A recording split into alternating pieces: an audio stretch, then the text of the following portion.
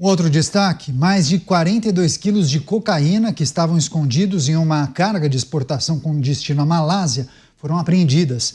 A grande quantidade do entorpecente estava no aeroporto de Viracopos, em Campinas. Os agentes contaram com a ajuda de um cão farejador.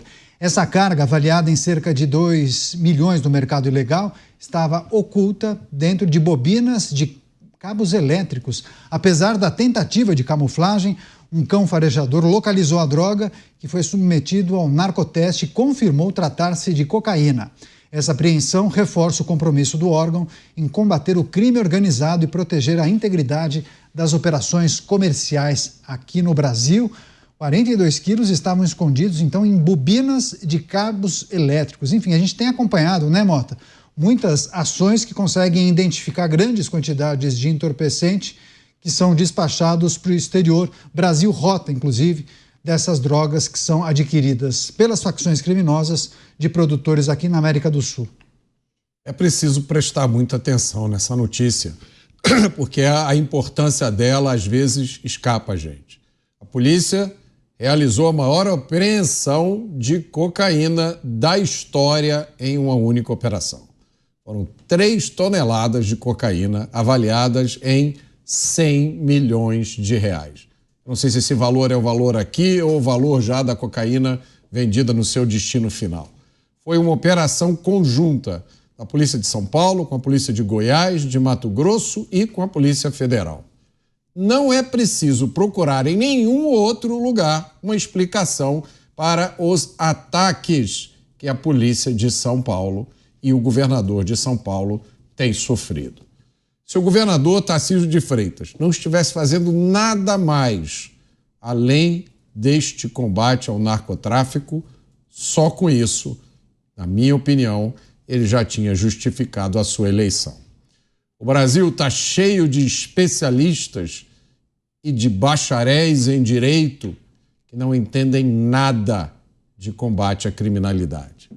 Mas esses especialistas, esses bacharéis, estão todo dia na mídia, criticando a polícia, influenciando a legislação e criando jurisprudência a favor dos bandidos. O que o Brasil precisa de verdade é mais notícias como essa. O que o Brasil precisa de verdade é de mais homens com a coragem de Guilherme Derrite e de Tarcísio de Freitas.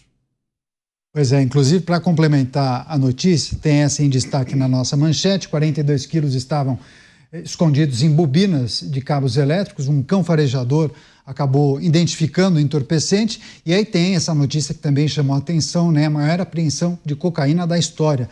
3 bandidos foram identificados com mais de 3 toneladas de cocaína em Assis, né? Droga avaliada em 130 milhões de reais. Você, Cristiano Beraldo, é importante destacar essa ação ou as muitas ações que vêm sendo realizadas pela Polícia de São Paulo nesse enfrentamento ao crime organizado, ao tráfico de drogas, né? São muitas operações realizadas e sempre com apreensões impressionantes, quantidades impressionantes de drogas, né, Beraldo? Isso demonstra, Caniato, como o crime organizado vem ampliando a sua atuação e eles estão usando várias frentes para movimentar essa droga. É assustadora a quantidade de droga que passa pelo Brasil. Não estou nem falando da que é consumida aqui, mas a que simplesmente passa pelo Brasil para ser exportada para a Europa e os Estados Unidos, simplesmente porque o Brasil se tornou um país em que tudo pode acontecer, onde esses volumes gigantescos de droga podem passear por aqui sem serem incomodados, graças à corrupção, certamente, mas, sobretudo, graças à falta de investimento nas forças policiais que têm a obrigação de fiscalizar e controlar as nossas fronteiras, de fazer uma fiscalização intensa em tudo que passa pelo Brasil. Nós não temos mão de obra suficiente, Caniato. E não é só na parte de segurança pública, não. Veja você, Caniato, que a Agência Nacional do Petróleo não tem dinheiro para fazer fiscalização mais imposto de gasolina. Como é que pode se submeter, deixar a população, os motoristas do Brasil, milhões e milhões de pessoas, sujeitas a uma qualidade completamente desconhecida de combustível que você coloca no seu carro, que você sua para pagar, porque simplesmente a Agência Nacional do Petróleo não tem dinheiro para fiscalizar posto de gasolina. Acabou o dinheiro. Então, é um problema alastrado pela estrutura brasileira. Nós não temos mais a cultura da fiscalização, do controle, da atuação rígida em cima daquele que não cumpre a lei. E aí o Brasil vira essa festa. Então, parabéns à Polícia de São Paulo, que fez o seu trabalho e faz o seu trabalho de forma exemplar. Conseguem muitos avanços e conquistas, mas infelizmente é insuficiente para conter essa escalada do crime. 3 toneladas e 200 quilos de cocaína, Dávila. Maior apreensão da história, e isso quer dizer muita coisa, né, Dávila? Em meio a tantas críticas que a Polícia de São Paulo vem recebendo, essa ação revela um ponto positivo da atual administração, né? Revela sim, revela o compromisso da atual administração paulista no combate ao crime organizado.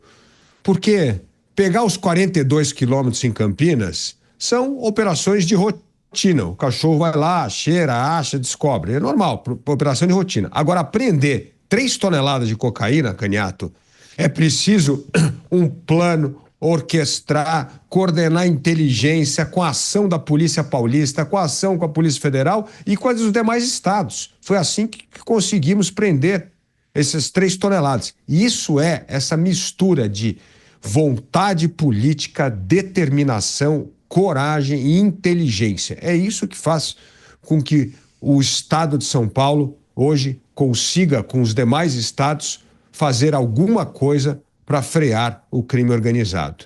Enquanto isso, enquanto os estados trabalham duramente para combater o crime organizado, o governo federal mantém um silêncio sepulcral sobre uma política nacional de fronteiras para evitar que esta cocaína, que foi apreendida em São Paulo, passou pelas nossas fronteiras, provavelmente veio de Bolívia e Colômbia, e armas.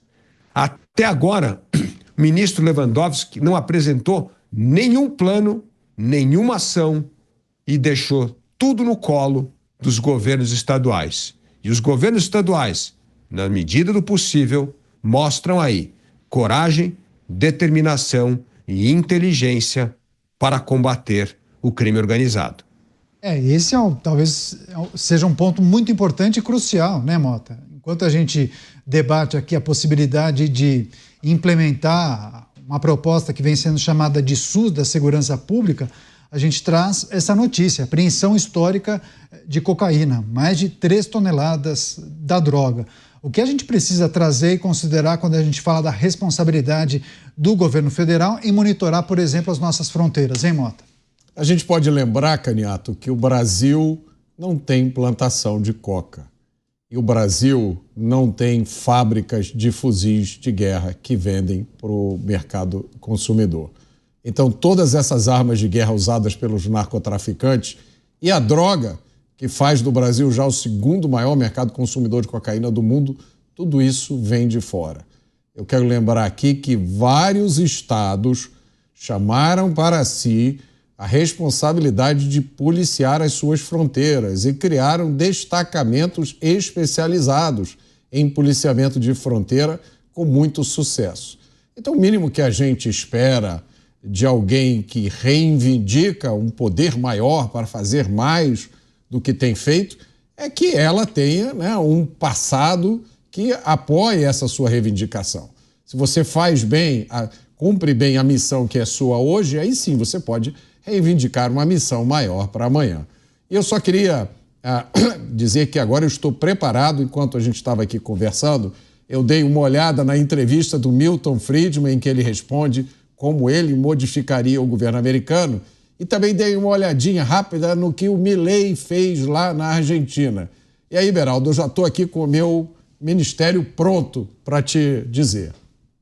No meu ministério, eu teria a Casa Civil, o Ministério da Defesa, o Ministério da Segurança Pública, o Ministério da Saúde, para cuidar essencialmente da saúde básica, o Ministério da Economia, no modelo que foi ocupado pelo grande ministro Paulo Guedes, o Ministério da Agricultura, o Ministério das Relações Exteriores e o último ministério seria o Ministério da Gestão, para cuidar principalmente da desregulamentação e da privatização de todas as estatais. Então não precisaria do ministério genérico que você já defendeu outrora, né? Não, esse ministério é só para governos progressistas, que tem aquela dificuldade de criar ministérios novos para os amigos. Nesse governo com o qual eu estou sonhando aqui, não tem ministério para os amigos. Você, Cristiano Beraldo, o que achou da sugestão do Mota? Daqui a pouco vamos chamar ele de candidato, hein? Não, seria um excelente candidato. Já tem aqui meu entusiasmo com essa ideia. Olha, a estrutura governamental ideal, ela obviamente depende da realidade de cada país. Um país com a concepção que temos no Brasil, em que a União faz o papel de mãe de tudo e de todos, é claro que você precisa de uma gigantesca estrutura para dar conta de ser essa mãe, e geralmente uma mãe que deixa os filhos morrendo de fome. O que a gente precisa para que esse modelo do Mota seja viável é que o Pacto Federativo Brasileiro preveja autonomia dos estados para que o poder de decisão e a gestão de recursos esteja mais perto de onde ele é gerado.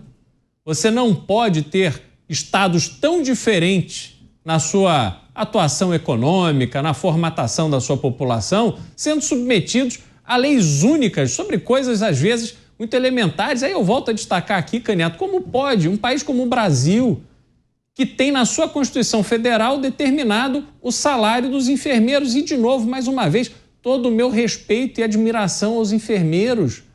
Só que a realidade de Santa Catarina é completamente diferente da realidade da Bahia, que é diferente da realidade do Acre, que é diferente da realidade do Amapá. Isso me parece óbvio. Não faz sentido se estabelecer esta referência, porque isso será, claro, muito pouco numa cidade como São Paulo e talvez muito em algum lugar. A gente tem que ter estados mais autônomos para fazer o trabalho que precisa ser feito, inclusive na gestão do combate ao crime, na gestão da segurança pública, para que haja dinheiro suficiente, sobretudo em São Paulo, que é o berço do PCC hoje, esse mal que se alastrou não só pelo Brasil todo, mas pelo mundo inteiro. Aliás, Canhoto, a gente ainda não falou aqui, mas houve ontem uma execução em Nova York, em Manhattan, onde foi assassinado o presidente de um dos maiores planos de saúde dos Estados Unidos, chamado United Health, que inclusive tem investimentos no Brasil. Foi executado assim como foi executado aquele rapaz lá em Guarulhos. Isso que aconteceu em Manhattan parece coisa do PCC. É uma coisa impressionante como essa criminalidade brasileira está sendo exportada. Então, se há autonomia nos estados, aí sim a gente consegue deixar o dinheiro onde ele precisa estar para que os investimentos essenciais sejam feitos. E a União terá esse papel de maestro, de ajudar, de facilitar, de manter a unidade, mas respeitando a independência. Pois bem, conectando essa análise do Beraldo em cima do que disse o Mota com a notícia em destaque, Dávila, algumas pessoas da nossa audiência cobram algum movimento do governo federal em relação à proteção das nossas fronteiras, trazendo como exemplo, claro, essa apreensão histórica de cocaína. Você não acha que o SUS da Segurança Pública, ou pelo menos a proposta do governo federal, não poderia focalizar justamente nessa questão? Já seria um ganho enorme, Dávila, que o governo federal fosse responsável pelas fronteiras? Já é, né? Mas poderia reforçar os dispositivos para impedir a entrada ilegal de drogas e armas, né? Seria um ganho enorme, mas aí eu vou citar o meu amigo Mota. Mas com as ideias erradas não tem como fazer isso. Porque o que eles querem fazer com o SUS da segurança é a centralização do poder em Brasília. E é justamente o oposto. Nós precisávamos ter um governo federal fazendo a coordenação das ações com os demais governos estaduais. E o Beraldo está corretíssimo. E para isso é preciso descentralizar o poder, aumentar a autonomia dos estados. E o governo federal ser um coordenador, e inclusive coordenador no sentido de compartilhar inteligência, ações conjuntas. Agora, o que esse governo quer fazer com o SUS da segurança é a centralização, é tirar de poder dos governos estaduais e focar em Brasília. E é este governo em Brasília que não está fazendo a sua parte no combate ao crime organizado. Nós aqui mesmo estamos dando notícias todos os dias. Quem está fazendo são os estados. São os estados trabalhando para combater o crime organizado. Então, esse SUS, como a ideia é errada, óbvio que na execução vai ser absolutamente falha e não vai ajudar em nada. Então, eu entendo que se nós focarmos nessa história da descentralização do poder e uma coordenação melhor do poder federal com os estados, esse sim é o caminho para começarmos a atacar com realismo o problema do crime organizado.